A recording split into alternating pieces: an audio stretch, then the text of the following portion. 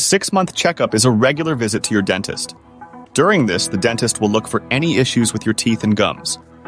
First, the hygienist will clean your teeth.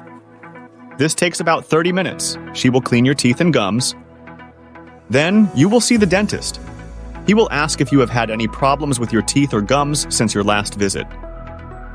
You need to open wide so he can examine your teeth and molars. He may find a cavity and take an X-ray to make sure.